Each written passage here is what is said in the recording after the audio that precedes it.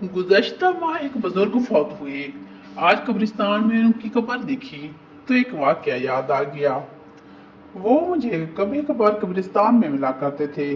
बड़े जिंदा दिल थे। जब उनसे गले मिलता उनका दिल वाजे धड़कता महसूस होता था। उनका कल्ब गुज़श्ता 20 साल से जारी था। मैंने उनसे एक दिन पूछा कि इस वक्त कौन सी हसरत जगाए हुए हैं। मेरे सवाल पर वो खामोश हुए।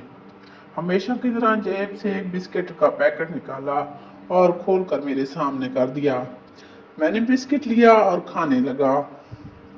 वो बोले, सोने दे दीदार नु अखियां तरस गईयां और फूट फूट कर रोने लगे।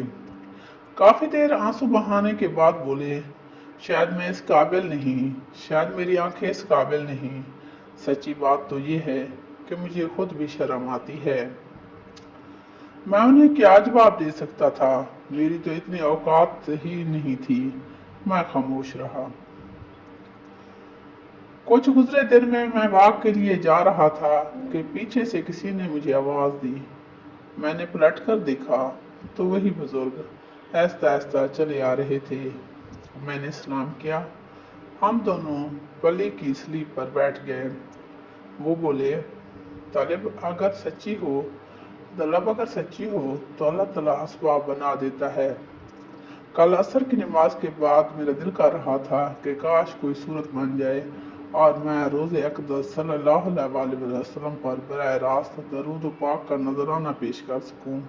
कुछ देर ही गुजरी थी कि मेरे मोबाइल पर घंटी बजी और मैंने कॉल उठाई तो ऐसा शख्स जिसे मैं ठीक से जानता भी नहीं था, उसने कहा, मैं मदीना शरीफ में रोज़े अक़दस के सामने बिल्कुल खड़ा हूँ। अचानक मेरे दिल में गुमान पैदा हुआ कि आपको कॉल करूं। अब आप दरूद शरीफ का नजराना पेश कर लें। ये कहते हुए बुजुर्ग दोस्त खामोश हुए, लेकिन उनकी बहती आंखें बोलती रहीं। थोड़ी देर हम यूं ही बेखुदी के आलम में गुमसुम बैठे रहे। अहबाब गिरामी,